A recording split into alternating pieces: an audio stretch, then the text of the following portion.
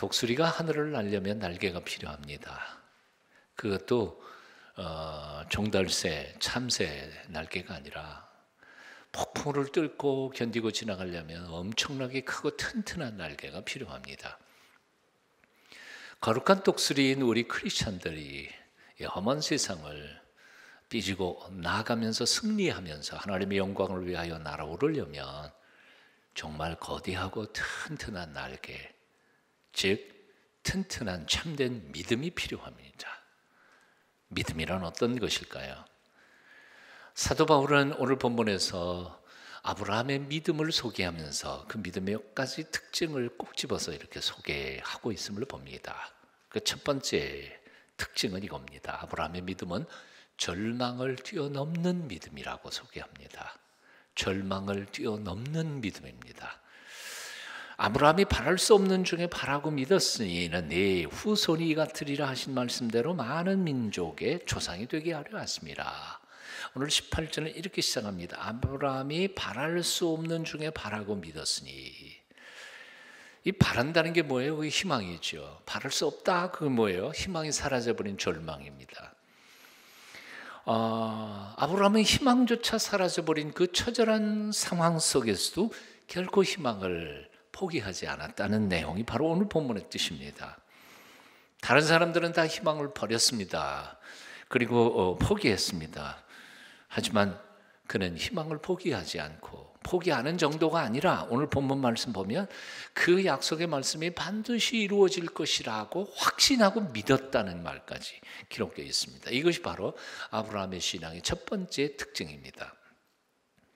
표준 세번역에 보면 이 본문을 이렇게 적었습니다. 아브라함은 희망이 사라진 때에도, 희망이 다 사라져 버렸어요.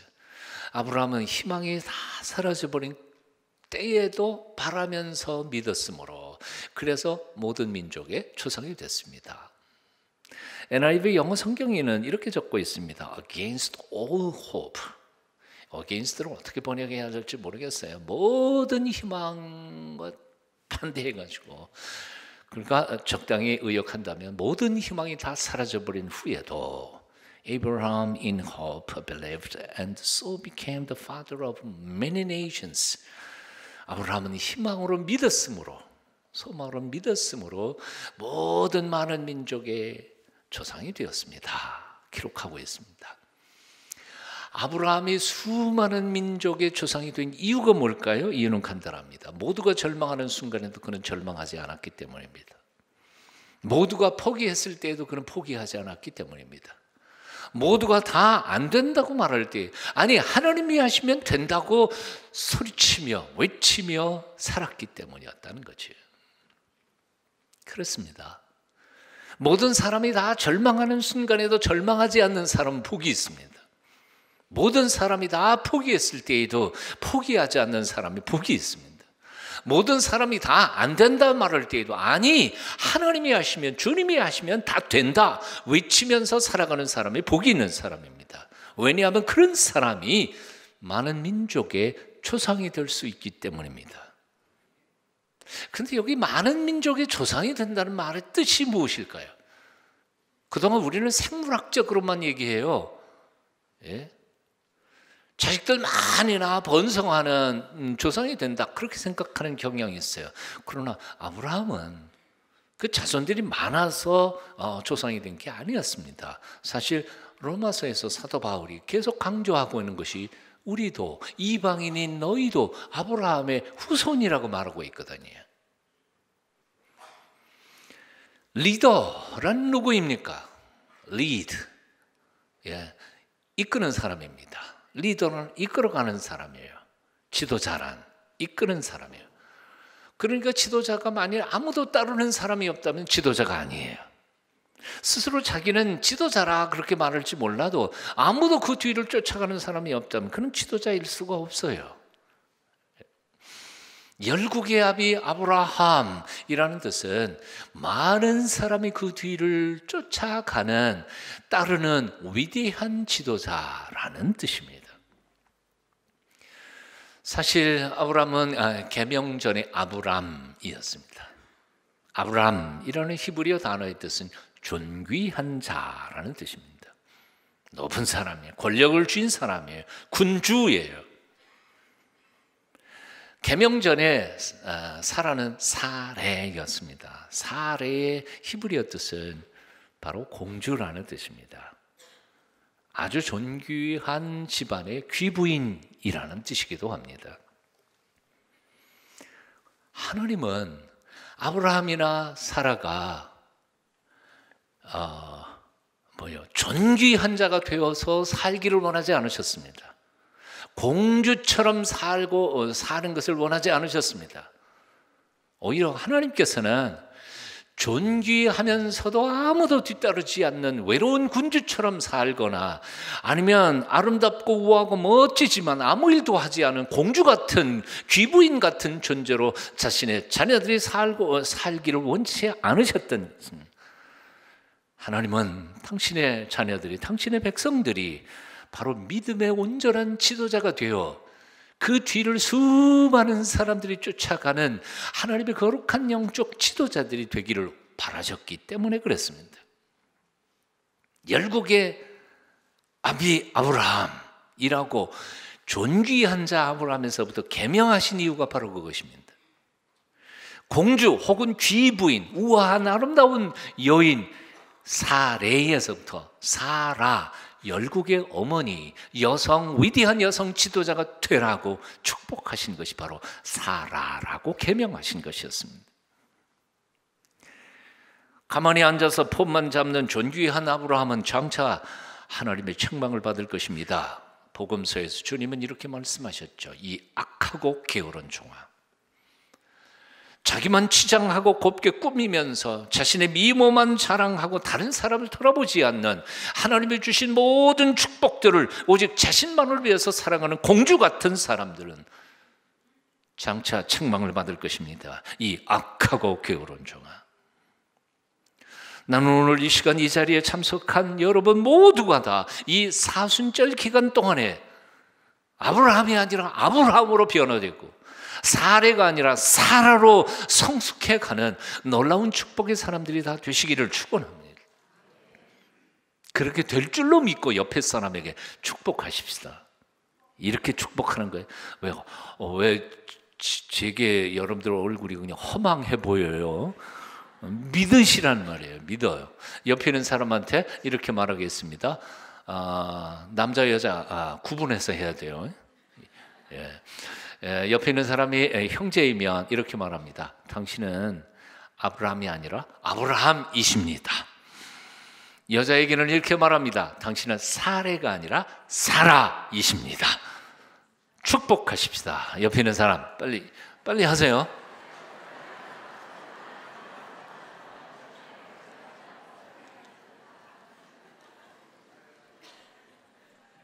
아멘. 아멘. 우리 동순교회 남자들은 다 아브라함이 돼야 돼요. 뒤에 쫓아가는 사람 한 명도 없는 혼자 고고한 척 사랑하는 권력을 가진 사람이나 외로운 군주가 되어서는 안 되리라고 생각합니다. 수많은 사람들의 영혼, 그냥 얼굴만 쳐다봐도 존경함, 믿음의 귀한 영적 지도자들, 영적 엄마들이 다 되실 수 있었으면 좋겠습니다. 자, 어떻게 될 수 있을까요?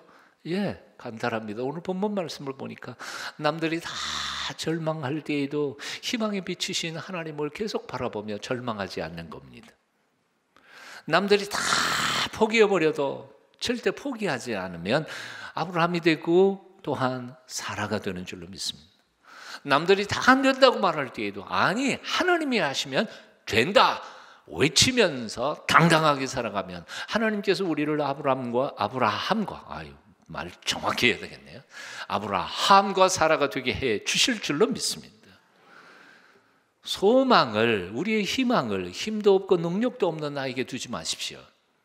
그리고 격변하는 세상만 바라보면서 날마다 두려워하고 불안해하지 마십시오.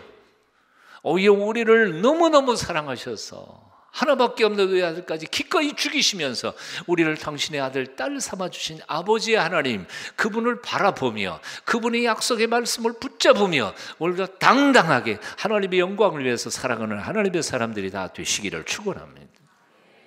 글 하나 읽어드립니다. 하늘을 나는 새를 보세요. 죽은 새는 날지 못합니다.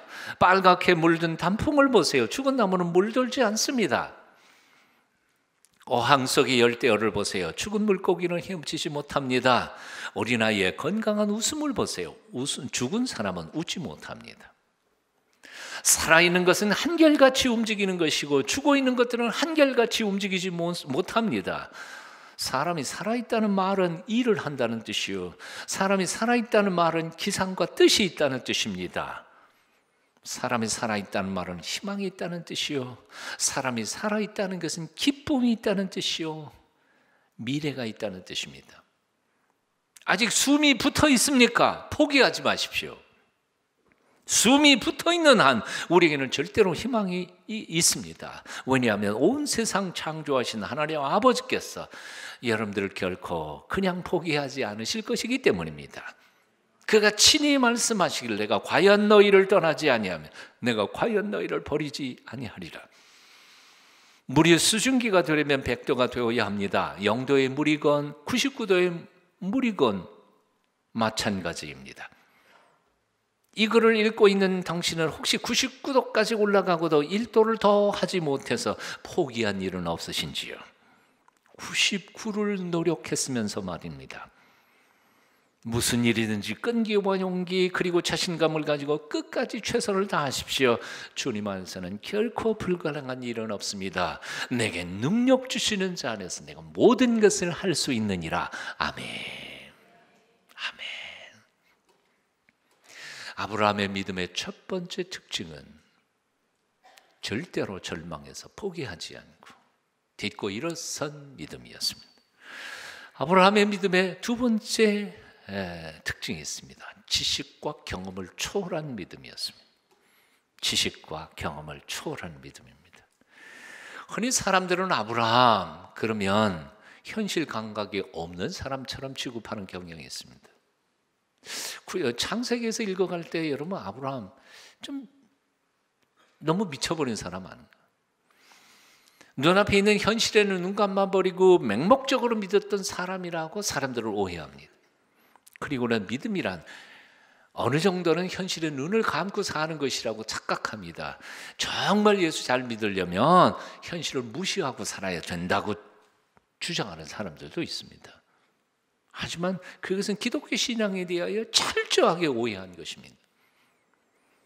불교나 힌두교는 혹시 몰라도 기독교는 어떤 분이 쓴 책의 제목처럼 현실에 철저히 뿌리 박아야 되는 신앙의 체계입니다. 현실을 떠나서는 결코 참된 믿음을 키울 수 없는 신앙 체계가 바로 기독교 신앙입니다. 오늘 본문 19절 말씀은 이렇게 시작합니다. 그가 100세나 되어 자기 몸이 죽은 것 같고 사라의 태가 죽은 것 같음을 알고도 뭐라고요? 알고도 알았다는 거예요. 몰랐던 게 아니에요. 아브라함이 자기가 나이가 100세, 정확히 말하면 99세가 되었다는 사실을 몰랐던 게 아니에요. 자기 아내가 89세라는 사실을 몰랐던 게 아니에요. 그리고 99세와 89세가 생물학적으로 결코 아이를 낳을 수 없다는 사실을 몰랐던 게 아니었단 말이에요. 바로 본문은 그렇게 얘기해요. 그가 100세나 되어 자기 몸이 죽은 것 같고 건강이 나빴다는 말이 아니에요. 99세 할아버지가 생산할 수 있는 능력이 있겠냐? 죽은 고목이나 마찬가지라는 사실을 본인이 알고 있었다는 거예요. 89세 할머니인 아내가 아들을 잉태할 수 있겠냐? 그 태가 이미 죽어버렸다는 사실을 몰랐던 게 아니야. 알았다는 거예요. 이게 중요해요. 여러분 19절 20절 한번 같이 읽어보시겠습니다. 같이 읽습니다. 시작. 그가 100세나 되어 자기 몸이 죽은 것 같고 사라의 태가 죽은 것 같음을 알고도 믿음이 약하여지지 아니하고 믿음이 없어 하나님의 약속을 의심하지 않고 믿음으로 견고하여져서 하나님께 영광을 돌리며 세 단계로 믿음에 대하여 소개하고 있습니다. 19절에 보면요, 죽은 줄 알았으면서도 첫째 뭐예요? 믿음이 약하여지지 않았다. 두 번째 뭐예요? 믿음이 없어서 약속을 의심하지 않았다. 세 번째로 뭐예요? 오히려 믿음이 견고해져서 하나님께 영광을 돌렸다. 3단계의 믿음에 대한 고백이 오늘 본문에 나와 있습니다. 그렇습니다. 아브라함은 너무나 잘 알고 있었습니다. 99세의 나이로 아내를 임신시킬 수 없다는 사실을 알고 89세의 아내가 이미 경도가 끊어진 지 오래된 그 아내가 임신할 수 없다는 사실을 너무나 잘 알고 있었습니다. 그럼에도 불구하고 그런 생물학적 지식이나 99년 동안 살아온 자신의 경험을 뛰어넘어서 전능하신 하나님이 하시면 된다는 믿음에는 변함이 없었다고 말이에요. 그리고는 그 믿음 때문에 하나님께 영광을 돌렸다는 것이죠. 믿음은 보이지 않는 것을 보는 것입니다. 붙잡을 수 없는 것을 붙잡고 살아가는 게 바로 믿음입니다. 믿음은 인간의 지식과 경험을 초월하여 역사하시는 하나님을 신뢰하는 것입니다. 그래서 히브리서 11장 1절 2절을 이렇게 말씀합니다. 믿음은 바라는 것들의 실상이요 보지 못하는 것들의 증거다. 다시요. 믿음은 보지 못하는 것을 보는 겁니다. 붙잡을 수 없는 것을 붙잡는 행위가 믿음입니다. 사실 볼 수 있다면 그만 보면 되는 거죠. 믿음 필요 없어요.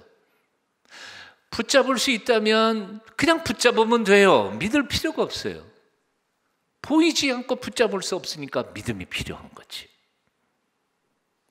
참된 지성인은 인간의 지식의 한계를 인정하는 사람입니다. 참된 지성인은 인간의 경험을 우상화하지 않습니다. 내가 경험하지 못한 것이니까 그것은 불가능한 일이라고 말하는 사람은 진정한 지성인이 아닙니다. 오히려 오만한 지성인들만이 인간의 이성의 한계를 깨닫지 않고 이성 절대주의에, 자기 경험 절대주의에 빠져버립니다. 이런 말이 있습니다. 지식은 반지름이다. 지식은 반지름밖에 안 된다는 겁니다. 그러니까 내가 알고 있는 지식의 그 반대편에는 그만큼 모르는 무지의 세계가 있다는 거죠. 내가 1cm만큼 압니다. 그러면 1cm만큼 모르는 거예요. 1m만큼 배웠습니다. 그러면 1m만큼 무지의 세계가 확장된다는 거예요. 그래서 이 말은 옳은 말일 거라고 생각해요. 아는 만큼 우리는 점점 더 몰라지는 거예요. 동의하는 사람이 한 명도 없어요.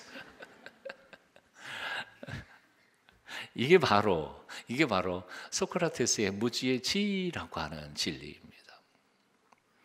소크라테스의 제자 플라톤이 자기 스승 소크라테스가 아테네 법정에서 사형언도를 받게 되지요. 그 과정에 지켜보면서 그때의 마지막 했던 말, 그 말을 책을 조그맣게 해서 한 권을 써냅니다. 그것이 바로 소크라테스의 변명이라고 하는 책입니다. 제가 유학 시절에 그 헬라어 원전, 성서 헬라어가 아니라 고전 헬라어인 그 소크라테스의 변명을 읽느라고 아주 죽을 고생을 했습니다만, 이 한글로 번역된 거는 아마 책 빨리 읽는 사람은 20분도 안 걸릴 겁니다. 이 소크라테스의 변명에 나오는 이야기는 바로 이런 겁니다. 델포이 신전에 가서 신탁을 받았습니다. 그런데 신탁이 어떻게 내리냐면, 소크라테스, 너는 세상에서 가장 지혜로운 사람이다 하는 신탁이 내린 겁니다. 근데 소크라테스가 자신의 스스로 생각해 보니까 자기는 아는 게 하나도 없습니다. 아는 게 하나도 없는 내가 어떻게 세상에서 가장 지혜로운 사람이 될 수 있는가? 이건 분명히 델포이 신전의 신탁이 잘못됐다고 생각한 겁니다. 그것을 증명하기 위해서 그는 아테네에 살고 있는 모든 지성인들을 찾아갑니다. 그리고 그의 철학의 방법론인 소위 말하는 산파술이라는 질문을 해야 되는 거죠. 그 사람이 뭘 알고 있다면 그 알고 있는 지식에 대해서 계속 질문합니다. 근데 결국 깨달은 것이 뭔지 아십니까? 그들은 정확히 아는 지식은 아무것도 없다는 거예요. 스스로들은 알고 있다고 자신 있게 말을 하지만 한참 질문하고 파고 들어가 보니까 실제로는 잘 정확히 모르겠다는 거예요. 결론은 이겁니다. 그래서 소크라테스는 이 사실을 발견했어요.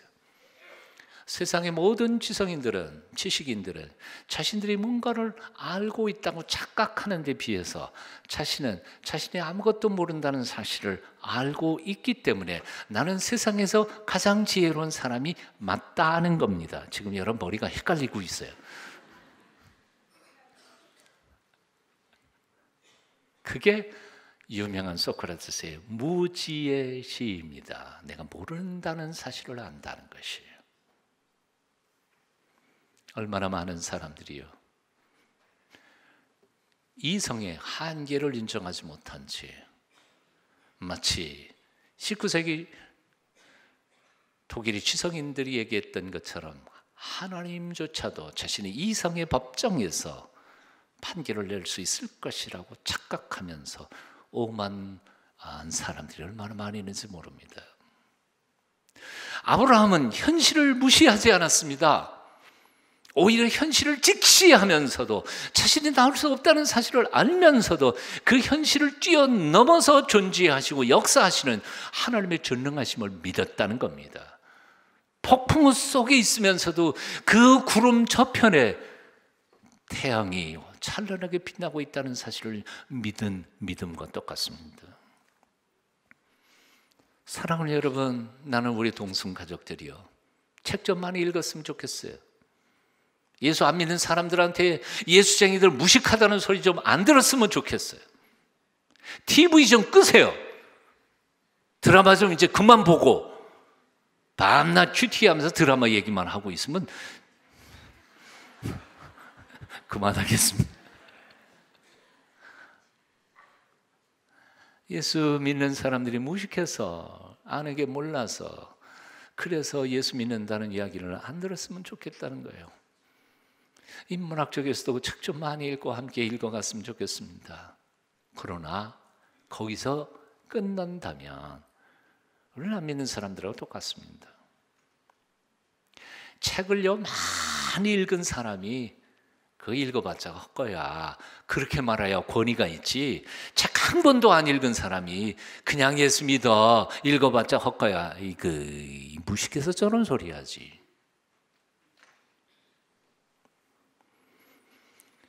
여러분의 지식 체계를 뛰어넘어 하늘로 이륙하는 거룩한 독수리 같은 신앙인이 되시기를 축원합니다.